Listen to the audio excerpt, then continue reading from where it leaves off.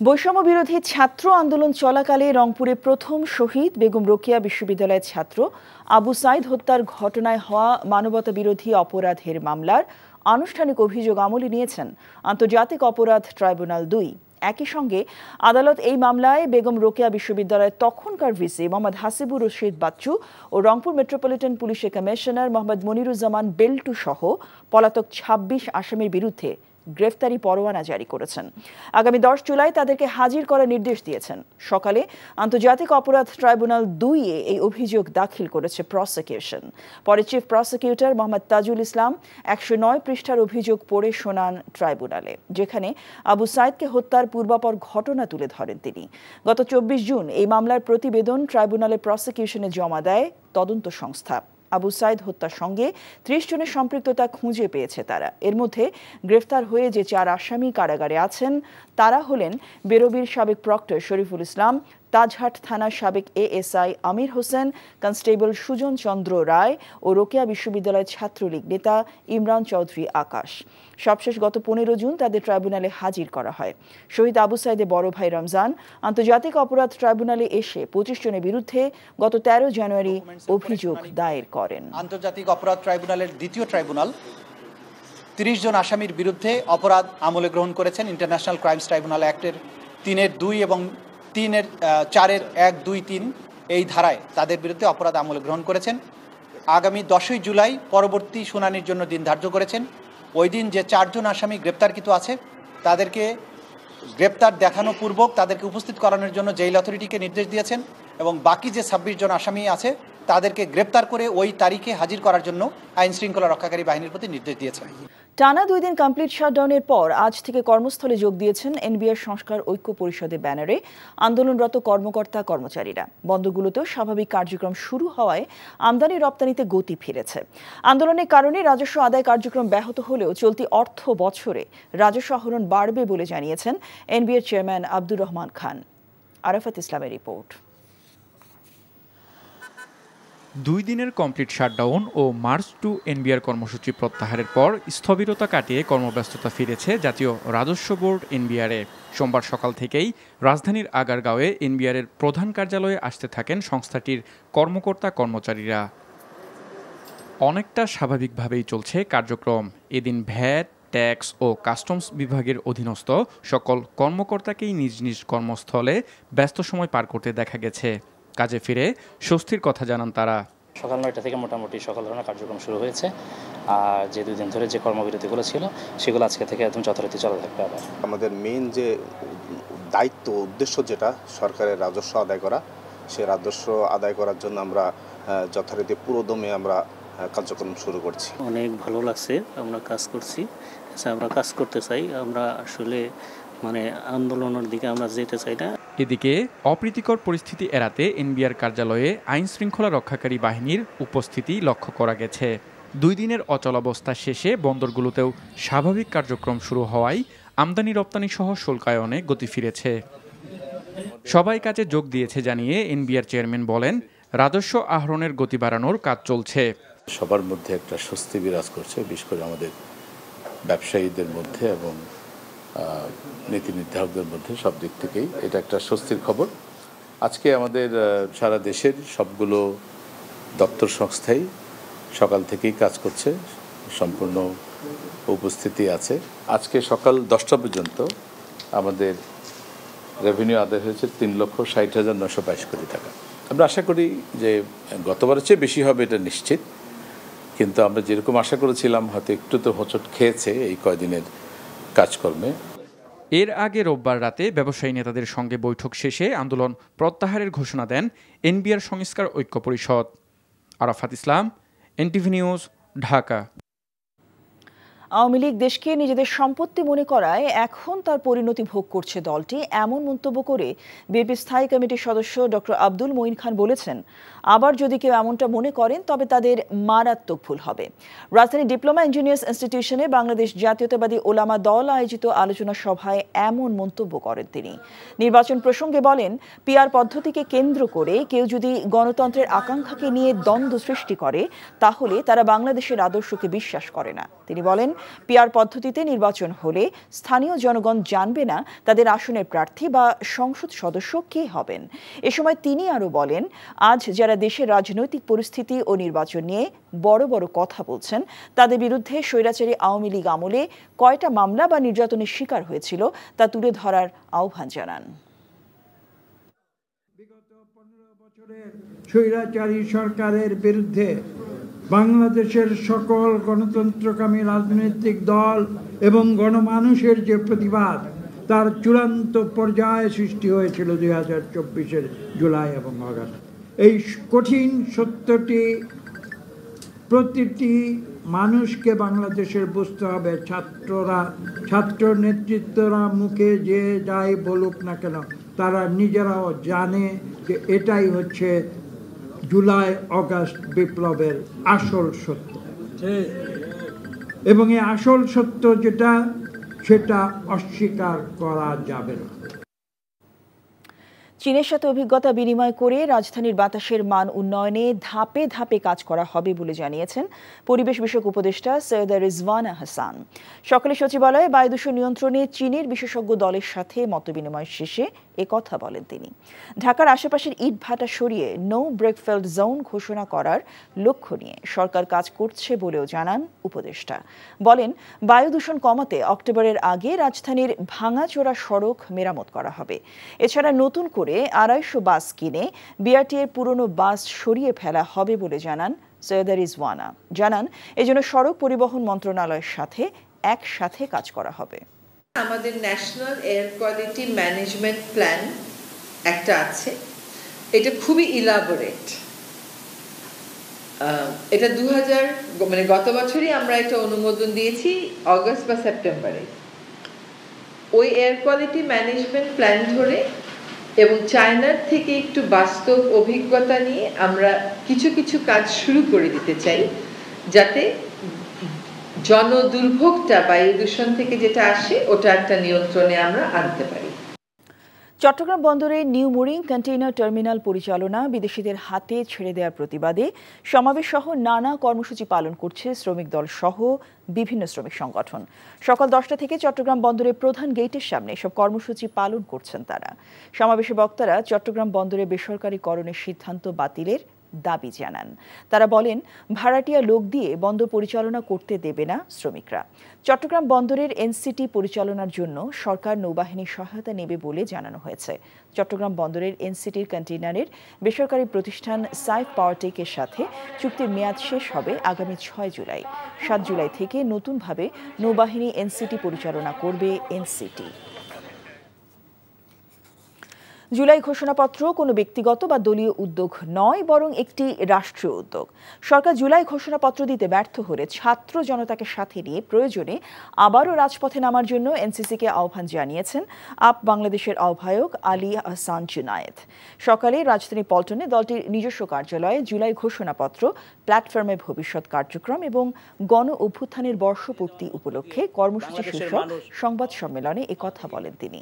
নির্দিষ্ট রাজনৈতিক দল নয়, জনগণের ম্যান্ডেট নিয়ে জুলাই সনদ হবে বলেও জানান তিনি। সরকারকে নির্বাচনের আগে পুনর্বাসন, চিকিৎসা নিশ্চিত করার আহ্বান জানান দলটির আহ্বায়ক। ছাত্র জনতার গণ অভ্যুত্থানের বর্ষপূর্তি উপলক্ষে জুলাই মাসের 1 তারিখ থেকে 36 দিন পর্যন্ত দেশজুড়ে দলটি গণসংযোগ করবে বলেও জানান তিনি।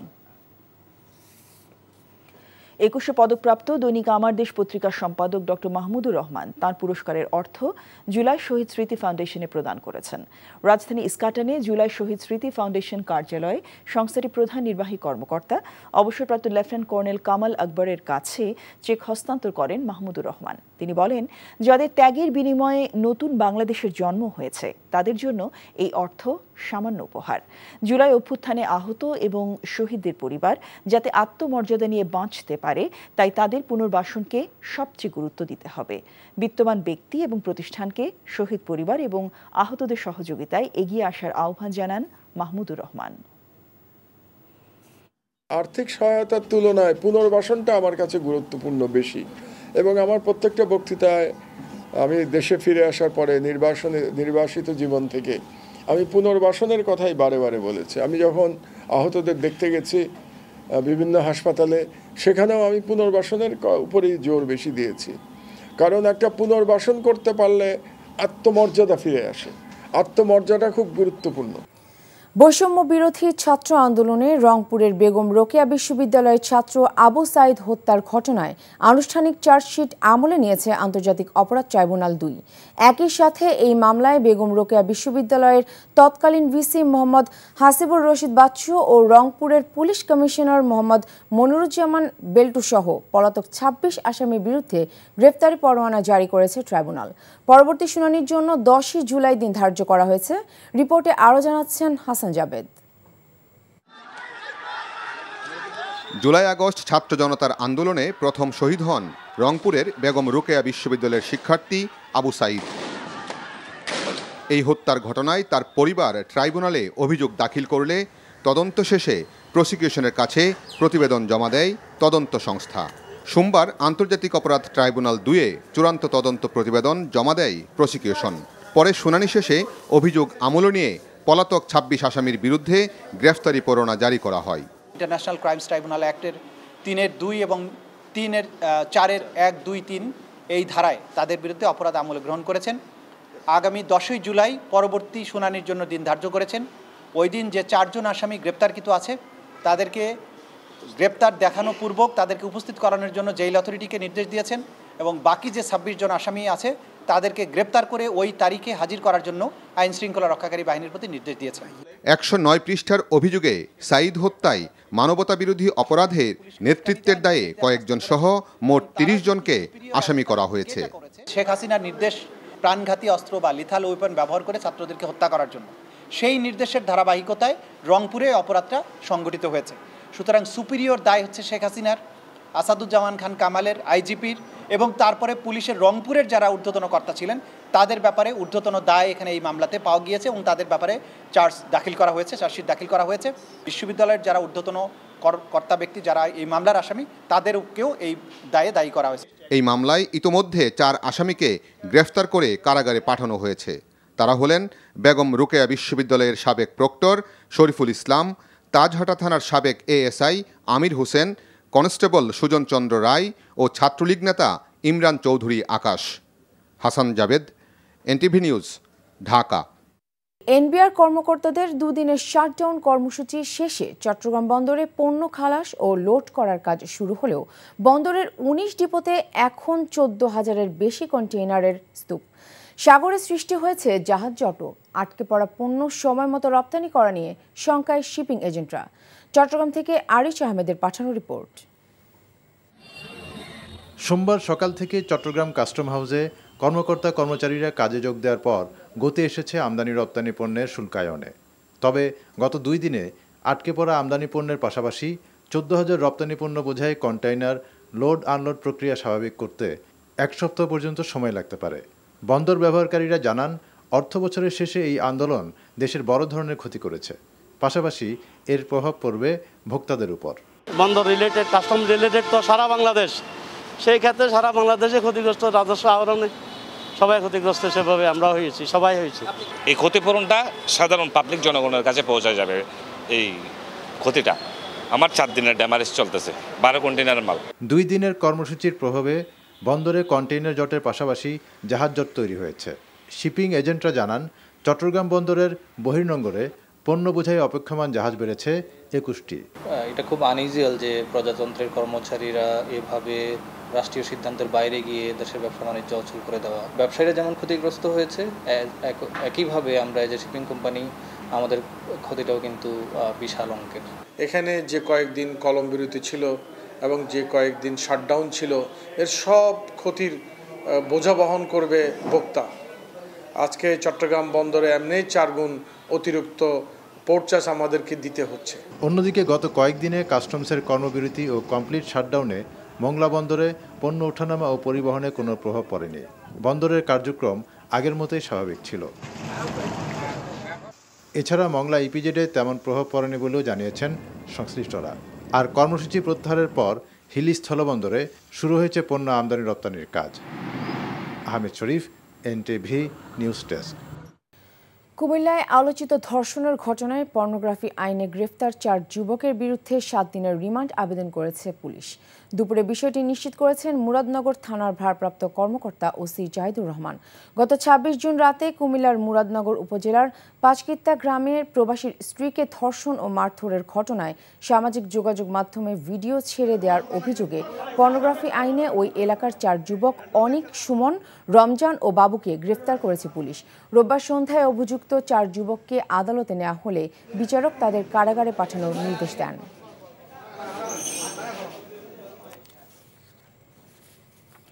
কুমিল্লার মুরাদনগরে আলোচিত ধর্ষণের সাথে সম্পৃক্ত সবার দৃষ্টান্তমূলক শাস্তির দাবি করেছেন এলাকাবাসী, আর মামলা চালিয়ে যাবেন বলে জানিয়েছেন ভুক্তভোগী নারী।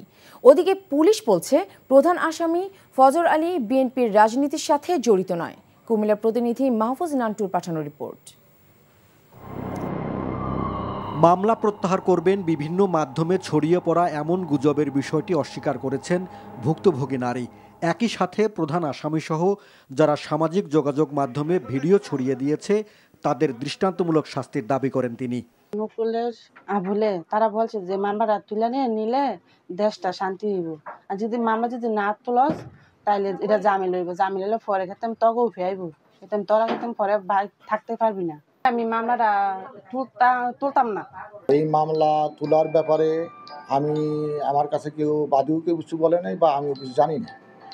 আর ওই যে কোনো রাজনৈতিক চাপ নাই, তবে যে লোকটা ফজর আলী সে আওয়ামী লীগ সংগঠনের সাথে জড়িত ছিল বলে একটা পোস্টারে দেখে আমি করছি যে সে আওয়ামী লীগ সংগঠনের সাথে একসময় জড়িত ছিল। এলাকাবাসীর দাবি প্রবাসীর স্ত্রী ও ভুক্তভোগী ওই নারীর সাথে অভিযুক্ত ফজর আলীর বিবাহ বহির্ভূত সম্পর্ক ছিল। তবে এই ঘটনায় প্রধান অভিযুক্ত ও সামাজিক যোগাযোগ মাধ্যমে যারা ভিডিও ছড়িয়েছে তাদেরও দৃষ্টান্তমূলক শাস্তির দাবি করছেন তারা। ফজর আলী সহ যারা এই ঘটনায় অভিযুক্ত তাদের আমি সর্বোচ্চ শাস্তি দাবি করছি। লীগ করুক বা বিএনপি করুক বা জামাত করুক তাটা এটা কিন্তু আমরা আসে না। আমরা চাই যারা নিয়ে অপরাধী করছে অপরাধেরই আমরা বিচার চাই। এদিকে ফজর আলী বিএনপির রাজনীতির সাথে জড়িত বলে অভিযোগ করলেও স্থানীয় বাসিন্দা ও বিএনপি নেতারা তা অস্বীকার করেছেন। গত ২৬ জুন দিবাগত রাতে এক নারীকে ধর্ষণের ঘটনায় জড়িত ফজর আলী বিএনপির কোনো নেতা তো নয়, সে বিএনপির সাথে কোনোভাবেই সম্পৃক্ত নয়। হে নাকি বিএনপি রাজনীতিতে জড়িত আছে, তা আসলে সে কোনো বিএনপি রাজনীতিতে কোনো জড়িত নাই। গত ২৬ জুন রাতে কুমিল্লার মুরাদনগর উপজেলার বাহেরচর পাঁচকিত্তা গ্রামে এক প্রবাসীর স্ত্রীকে ধর্ষণের অভিযোগে ফজর আলী নামে এক যুবককে গ্রেপ্তার করে পুলিশ। আর সামাজিক যোগাযোগ মাধ্যমে ভিডিও ছড়িয়ে দেওয়ার অভিযোগে গ্রেপ্তার করা হয় আরও ৪ জনকে। NTV news desk. চট্টগ্রাম বন্দরের নিউ মুরিং কন্টেইনার টার্মিনাল পরিচালনা বিদেশিদের হাতে ছেড়ে দেওয়ার প্রতিবাদে সমাবেশ সহ নানা কর্মসূচি পালন করেছে শ্রমিক দল সহ বিভিন্ন শ্রমিক সংগঠন। সকাল 10টা থেকে 3 ঘণ্টা ব্যাপী চট্টগ্রাম বন্দরের প্রধান গেটের সামনে এসব কর্মসূচি পালন করেছে তারা। সমাবেশে বক্তারা চট্টগ্রাম বন্দরের বেসরকারীকরণের সিদ্ধান্ত বাতিলের দাবি জানান। তারা বলেন, ভাড়াটিয়া লোক দিয়ে বন্দর পরিচালনা করতে দেবে না শ্রমিকরা। চট্টগ্রাম বন্দরের এনসিটি পরিচালনার জন্য সরকার নৌবাহিনীর সহায়তা নেবে বলে জানানো হয়েছে। চট্টগ্রাম বন্দরের এনসিটির কন্টেইনারের বেসরকারি প্রতিষ্ঠান সাইফ পাওয়ারটেকের সাথে চুক্তির মেয়াদ শেষ হবে আগামী 6 জুলাই। 7 জুলাই থেকে নতুনভাবে নৌবাহিনী এনসিটি পরিচালনা করবে এনসিটি।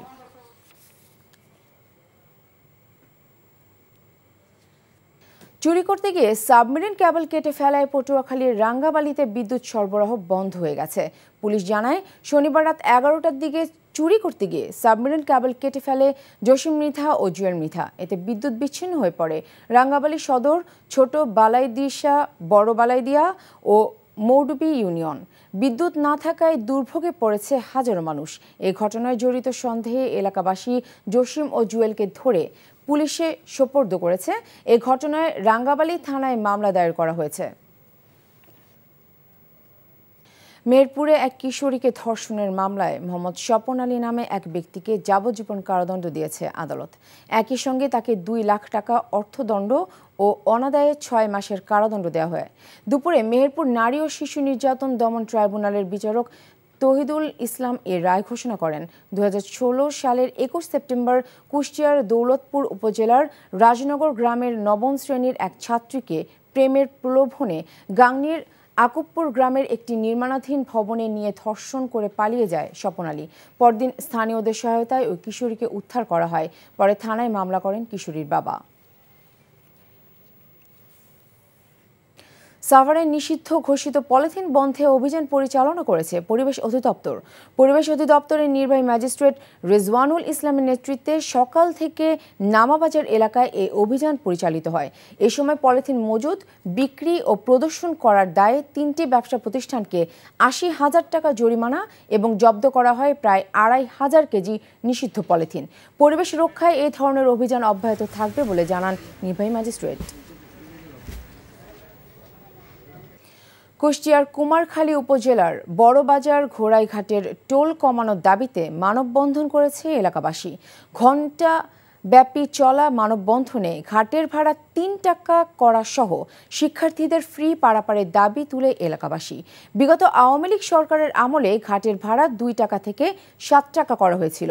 সরকার পতনের পর বিক্ষোভের মুখে টোল কমিয়ে 5 টাকা আদায় করা হলেও সাধারণ জনগণের জন্য এ টোল দেয়া কষ্টকর হয়ে যাচ্ছে বলে জানায় মানববন্ধনকারীরা। দাবি না মানলে আরও কঠোর কর্মসূচির হুঁশিয়ারি দেন তারা। মোংলায় শিক্ষার্থীদের মাঝে পোশাক, নগদ অর্থ, ক্রীড়া সামগ্রী ও গাছের চারা বিতরণ করা হয়েছে। আলহাজ কোরবান আলী আলিম মাদ্রাসায় এসব বিতরণ করেন বিএনপির কেন্দ্রীয় কমিটির গবেষণা বিষয়ক সম্পাদক কৃষিবিদ মোহাম্মদ শামীমুর রহমান শামীম। আরাফাত রহমান কোকো ক্রীড়া সংসদ মোংলা পৌর ও উপজেলা শাখা এই অনুষ্ঠানের আয়োজন করেন। আন্দোলন যা হবার হয়েছে, এখন ভয় ছাড়া ঠিকভাবে কাজে মনোনিবেশ করতে এনবিআর কর্মকর্তাদের প্রতি আহ্বান জানিয়েছেন অর্থ উপদেষ্টা ডক্টর সালেহুদ্দিন আহমেদ। আর কারো বিরুদ্ধে দুদকের তদন্তে সরকার হস্তক্ষেপ করে না বলেও তিনি জানান। দুপুরে সচিবালয়ে অর্থ বিভাগে এক অনুষ্ঠানে এসব বলেন তিনি। এটা কিন্তু কোনো ক্রমেই কিন্তু গ্রহণযোগ্য না। এটা সরকারের সাথে একটা ইস্যু থাকতে পারে, কিন্তু একটা জাতীয় স্বার্থে একদম বন্ধ করে দেয় একটা সার্ভিস, এটা কোনো যুক্তিতে গ্রহণযোগ্য। এখন আমরা ভালো করে কাজ করেন, কোনো রকম আমরা যেটা ইংরেজি বলি ফেভার অর ফিয়ার, ভয় এবং পক্ষপাত, এটা ছাড়া যদি কাজ করে তাদের কারো অসুবিধা হওয়ার কথা না। দুদকও আমাদের ব্যাপার না, দুদক দেখবে যদি ফ্যাক্ট থাকে এসে করবে। আর তা ভাবতে পারেন যে এই সময় ওরা শুরু করলো কেন, কিন্তু শুধু এনবিআর না, তা দুনিয়ার লোকের এসে আমার কাছে ডেইলি লোক আসে, আমার অ্যাকাউন্ট বন্ধ হয়ে গেছে, কত কিছু। চীন বাংলাদেশের নির্বাচিত নতুন সরকারের সাথে কাজ করতে মুখিয়ে আছে বলে জানিয়েছেন বিএনপি মহাসচিব মির্জা ফখরুল ইসলাম আলমগীর। রোহিঙ্গা প্রত্যাবাসনে চীন মিয়ানমার সরকারকে রাজি করানোর চেষ্টা করছে বলে জানান তিনি। বলেন, ক্ষমতায় গেলে তিস্তা প্রকল্পে চীনের নতুন প্রস্তাব ইতিবাচকভাবে দেখবে বিএনপি। বিএনপি চেয়ারপারসনের গুলশান কার্যালয়ের সংবাদ সম্মেলনে এসব বলেন মির্জা ফখরুল। সম্প্রতি বিএনপির প্রতিনিধি দলের 5 দিনের চীন সফর নিয়ে আয়োজিত এই সংবাদ সম্মেলনে মির্জা ফখরুল বলেন, এক চীন নীতির প্রতি তার দলের দৃঢ় অবস্থান তুলে ধরা হয়েছে সফরে। তিস্তা প্রকল্প নিয়ে চীনের আগ্রহ আছে বলে জানান তিনি। প্রয়োজনটা আমরা ব্যাখ্যা করেছি এবং তারা এটাতে ইতিবাচকভাবে সাড়াও দিয়েছেন, এটার উপরে তারা কাজ করছেন। আমরা অবশ্যই তাদের যে প্রস্তাব যদি তারা দেয় সে বিষয়টা আমরা ভবিষ্যতে যদি আমরা কখনো সরকার পরিচালনার দায়িত্বে আসি তখন সেটা আমরা অত্যন্ত ইতিবাচকভাবেই দেখব বলে আমরা বলেছি। চীন আশা প্রকাশ করেছে যে নির্বাচিত সরকারের সঙ্গে তারা আরও গভীর দৃঢ়তার সঙ্গে, আন্তরিকতার সঙ্গে, ভালোবাসার সঙ্গে, প্রেমের সঙ্গে কাজ করবে। রোহিঙ্গাদের শান্তিপূর্ণ প্রত্যাবাসন চায় বিএনপি উল্লেখ করে মির্জা ফখরুল বলেন, চীনও প্রচেষ্টা চালিয়ে যাচ্ছে। আগ্রহের সঙ্গে এবং ঐকান্তিকতার সঙ্গে তারা এই বিষয়টির উপর কাজ করছেন। মিয়ানমার গভর্নমেন্টকে তারা রাজি করার চেষ্টা করছেন যে খুব দ্রুত এই এক্সপেক্টেশনটা খাওয়ার জন্য। বিএনপি ক্ষমতায় গেলে চীনের belt and road initiative BRI প্রকল্পে বাংলাদেশ যুক্ত হবে কিনা এমন প্রশ্ন ছিল তার কাছে। অনেকগুলো কাজই আপনার আছে যেগুলো ইতিমধ্যে হয়েছে, আর যদি তার কোনো কাজ থাকে আমরা সরকার এবং বাংলাদেশ মনে করে যে সেই কাজগুলো বাংলাদেশের জন্য ইতিবাচক হবে, তাহলে নিঃসন্দেহে সেটা বিবেচনা করা হবে। এদিকে ওলামা দলের আলোচনায় কোন দলের ভোটের আনুপাতিক হারে এমপি নির্বাচনের দাবির সমালোচনা করেন ডক্টর মঈন খান। পিআরকে ইস্যু করে বাংলাদেশের মানুষের যে গণতন্ত্রের আকাঙ্ক্ষা, সেই গণতন্ত্রের আকাঙ্ক্ষাতে যদি কেউ দ্বন্দ্ব সৃষ্টি করে আমি বলবো তারা বাংলাদেশের আদর্শে বিশ্বাস করে। Imrul Hasan, NTV news, Dhaka. July সনদ ও ঘোষণাপত্র দিতে না পারলে জুলাই উদযাপনে কোনো ধরনের উদ্যোগ নেওয়ার এখতিয়ার থাকবে না সরকারের। এনসিপির আহ্বায়ক নাহিদ ইসলাম এমন মন্তব্য করেছেন। জুলাই ঘোষণাপত্র নিয়ে সরকারের কঠোর সমালোচনা করে সামাজিক যোগাযোগ মাধ্যমে ফেসবুকে দেওয়া স্ট্যাটাসে তিনি কোনো একটি পক্ষ যদি দলীয় স্বার্থে ঐকমত্য প্রক্রিয়াকে ব্যাহত করে তাহলে সরকারের উচিত ভয় না পেয়ে অন্য সব পক্ষ ও জনগণকে সঙ্গে নিয়ে ঐতিহাসিক দায়িত্ব পালন করা বলে তিনি জানান। অভিযোগ করেন জুলাই ঘোষণাপত্র নিয়ে সরকার দুইবার সময় দিয়েও প্রতিশ্রুতি রক্ষা করেনি। কেন করেনি, কোথায় বাধা পেল তাও স্পষ্ট করেনি। সরকারের কাছে জবাবদিহিতা চেয়ে নাহিদ বলেন রাষ্ট্রীয় উদ্যোগে এই ঘোষণাপত্র জারি করা হোক, যা পরবর্তীতে সংবিধানে যুক্ত করার কমিটমেন্ট থাকবে। আর সরকার উদ্যোগ না নিলে তারা বসে থাকবে না। বিমানবন্দরে স্থানীয় সরকার উপদেষ্টার গুলির ম্যাগাজিন নিয়ে যাওয়া নিছক ভুল বলে জানিয়েছেন স্বরাষ্ট্র উপদেষ্টা অবসরপ্রাপ্ত লেফটেন্যান্ট জেনারেল জাহাঙ্গীর আলম চৌধুরী। তবে তৃতীয় দফার স্ক্রিনিংয়ে ধরা পড়ায় ভিআইপি হলেও শিথিলতা না দেখাতে নির্দেশ দেওয়া হয়েছে বলে তিনি জানান। বিকেলে সচিবালয়ে আইন শৃঙ্খলা সংক্রান্ত কোর কমিটির বৈঠক শেষে এসব বলেন তিনি। রিপোর্ট করছেন রোকনউদ্দিন। রোববার সকালে একটি অনুষ্ঠানে যোগ দিতে মরক্কো যান যুব ও ক্রীড়া উপদেষ্টা আসিফ মাহমুদ সজীব ভুঁইয়া। তবে হজরত শাহজালাল আন্তর্জাতিক বিমানবন্দরে তার ব্যাগে একটি গুলিসহ ম্যাগাজিন পাওয়া যায়। বিষয়টি অনিচ্ছাকৃত ভুল বলে জানিয়েছেন উপদেষ্টা নিজেই। সোমবার সচিবালয়ে আইন শৃঙ্খলা সংক্রান্ত কোর কমিটির বৈঠক শেষে এ বিষয়ে স্বরাষ্ট্র উপদেষ্টার কাছে জানতে চান সাংবাদিকরা।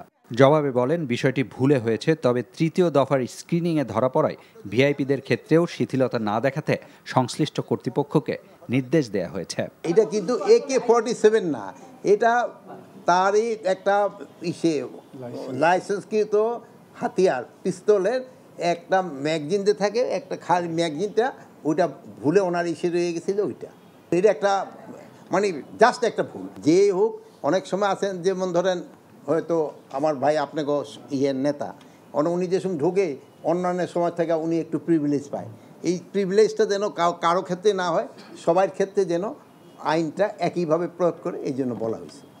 জুলাই গণ অভ্যুত্থানের 1 বছর পূর্তি উপলক্ষে 1 জুলাই থেকে 5 আগস্ট পর্যন্ত 36 দিনব্যাপী জুলাই স্মৃতি উদযাপন অনুষ্ঠানমালা পালন হবে দেশ জুড়ে। অনুষ্ঠান আয়োজনে কোনো নিরাপত্তা ঝুঁকি নেই বলে জানান স্বরাষ্ট্র উপদেষ্টা। কাল থেকে শুরু হচ্ছে একটা আমাদের বড় ইভেন্ট, 1 জুলাই থেকে 5 আগস্ট পর্যন্ত পুরা বাংলাদেশে হবে। অনুষ্ঠানগুলি পুরা বাংলাদেশে হবে, কোনো ধরনের থ্রেট আলাই দিলে এখন পর্যন্ত নাই। এদিকে কুমিল্লা ও পটুয়াখালীতে নারীর প্রতি বর্বর নির্যাতনের ঘটনায় আইন শৃঙ্খলা বাহিনীর কোনো নমনীয়তা ছিল না, বরং যথাযথ ব্যবস্থা নেওয়া হচ্ছে বলেও জানান স্বরাষ্ট্র উপদেষ্টা। এটা কিন্তু আইন শৃঙ্খলা বাহিনী কিন্তু তারা প্রপার অ্যাকশন নিছে। Roknuddin, NTV news, Dhaka. ডেঙ্গুতে আক্রান্ত হয়ে একদিনের রেকর্ড 429 জন হাসপাতালে ভর্তি হয়েছেন। এ নিয়ে চলতি বছরের শুরু থেকে এখন পর্যন্ত দেশে ডেঙ্গু আক্রান্তের সংখ্যা 10,296 জনে পৌঁছেছে। স্বাস্থ্য অধিদপ্তর থেকে পাঠানো প্রেস বিজ্ঞপ্তিতে এ তথ্য জানানো হয়েছে। বিজ্ঞপ্তিতে বলা হয়, নতুন শনাক্ত 429 জন ডেঙ্গু রোগীর মধ্যে বরিশাল বিভাগে 149 জন, চট্টগ্রাম বিভাগে 57 জন, ঢাকা বিভাগে 61 জন, ঢাকা উত্তর সিটি কর্পোরেশনে 42 জন, দক্ষিণ সিটি কর্পোরেশনে 45 জন, খুলনা বিভাগে 21 জন এবং রাজশাহী বিভাগে 54 জন। গত 24 ঘন্টায় সুস্থ হয়ে হাসপাতাল ছেড়েছেন 358 জন রোগী। চলতি বছরে এ পর্যন্ত মোট 9,087 জন ডেঙ্গু আক্রান্ত রোগী সুস্থ হয়ে হাসপাতাল ছেড়েছেন বলে বিজ্ঞপ্তিতে উল্লেখ করা হয়। বিদেশি বিনিয়োগকারীদের জন্য সরকার যেসব সুযোগ সুবিধা ঘোষণা করেছে বিনিয়োগ সুসংহত করতে, সেগুলো থেকে বিনিয়োগের পথে বাধা দূর করা বেশি জরুরি বলে মনে করে centre for policy dialogue, CPD. নবায়নযোগ্য জ্বালানি খাতে চীনা বিনিয়োগের চ্যালেঞ্জ শীর্ষ গবেষণা প্রতিবেদনে এমন তথ্য উঠে এসেছে। রাজধানীর একটি হোটেলে প্রতিবেদন উপস্থাপন করেন সিপিডির গবেষণা পরিচালক খন্দকার গোলাম মোয়াজ্জেম। বাংলাদেশে নবায়নযোগ্য জ্বালানি খাতের মোট বিদেশি বিনিয়োগের শতকরা 50% চীনা বিনিয়োগ। 5 আগস্ট পরবর্তী সময়ে আগের সরকারের আমলে অনুমোদিত বেশ কিছু বিনিয়োগ প্রস্তাব বর্তমান সময়ে এসে অনিশ্চয়তার সম্মুখীন হচ্ছে বলে উল্লেখ করা হয় প্রতিবেদনে। সরকারকে এসব বিষয়ে ঢালাওভাবে সিদ্ধান্ত না নেওয়ার সুপারিশ করা হয়। চলছে বিসিবি বোর্ড সভা। এই সভার আলোচ্য সূচিতে আছে 40টি বিষয়। বিসিবিতে এর আগে একসঙ্গে এতগুলো বিষয় নিয়ে আলোচনার ইতিহাস নেই। বোর্ডের স্ট্যান্ডিং কমিটিগুলোর ভালো মন্দ ত্রুটি বিচ্যুতি নিয়ে বিস্তারিত আলোচনা শুনেছেন বোর্ড সভাপতি আমিনুল ইসলাম বুলবুল। এছাড়াও শ্রীলঙ্কায় টেস্ট সিরিজ হার ও অধিনায়ক ইস্যুকে ঘিরে তৈরি হওয়া টানাপোড়েনও থাকছে আলোচনায়। তবে বোর্ড পরিচালক ও ক্রিকেট পরিচালনা বিভাগের প্রধান নাজমুল আবেদিন ফাহিম শ্রীলঙ্কায় থাকায় এই বিষয়ে চূড়ান্ত সিদ্ধান্ত আসার সম্ভাবনা কম। এছাড়াও সভা শেষে জানা যেতে পারে বিপিএল এর সম্ভাব্য শুরুর তারিখ ও প্লেয়ার্স ড্রাফটের দিনক্ষণ। 14 দেশের 52 ফুটবলার নিয়ে শেষ হলো বাফুফের ট্রায়াল কর্মসূচি। তৃতীয় ও শেষ দিনের 4 ভাগে ভাগ হয়ে 2টি ম্যাচে অংশ নিয়েছে প্রবাসী ফুটবলাররা। বাংলাদেশের জার্সি গায়ে জড়াতে আশাবাদী তারা। রিপোর্ট কুশল ইয়াসিরের। নীল ও সবুজ দলে ভাগ হয়ে প্রীতি ম্যাচে খেলেছে বাফুফের ট্রায়ালে অংশ নেয়া ফুটবলাররা। তাদের লক্ষ্য বাংলাদেশের হয়ে খেলা। প্রথমে মাঠে নামে জুনিয়র সদস্যরা। এই ম্যাচটি নীল দল 2 গোলে এগিয়ে থাকলেও শেষ পর্যন্ত সবুজ দল ম্যাচে ফিরে। এতে 2-2 গোলে ড্র হয়ে শেষ হয় ম্যাচটি। অন্যদিকে সিনিয়র সদস্যদের ম্যাচটি গোলশূন্য ড্র হয়েছে। হামজা, জামালদের মতো জাতীয় দলের খেলার স্বপ্ন ইউরোপ আমেরিকা থেকে আসা এই ফুটবলারদের চোখে। I love my country, I love my people. They're the best in the world. Hamza, Jamal Bouyan, Shamit Shum, all of them inspired. The whole team inspired me to come here because I reckon we have the chance. আমরা দেশের জন্য খেলতে চাই, এটাতেই ওরা খুশি। যদি খেলি তাহলে তো ভালোবাসা আরো দ্বিগুণ হয়ে যাবে। এদিকে প্রবাসী ফুটবলারদের খেলা মাঠে বসে দেখতে পেয়ে উচ্ছ্বসিত খেলাপ্রেমীরা। বাইরে থেকে যে খেলোয়াড়রা আসছে তারা সবাই 2 গ্রুপে ভাগ হয়ে খেলবে। আমরা শুনছি যে এখানে ঢুকতেও দিবে, পাবলিকদেরকে ঢুকতে দিবে, সবাই দেখবে, এই জন্য আমরা আসছি। তো যারা বাইরে থেকে খেলতে আসছে তো ওনারা সকলেই ভালো প্লেয়ার। তো যারা যে 52 জন ট্রায়ালে আসছে আমরা আশাবাদী যে এখান থেকে আমাদের অন্তত 20 জন বা 15 জন ভালো খেলোয়াড় থাকবে। তরুণ এই ফুটবলারদের হাত ধরে বদলে যেতে পারে বাংলাদেশের ফুটবল, প্রত্যাশা সবার। কুশল ইয়াসির, এনটিভি নিউজ, ঢাকা।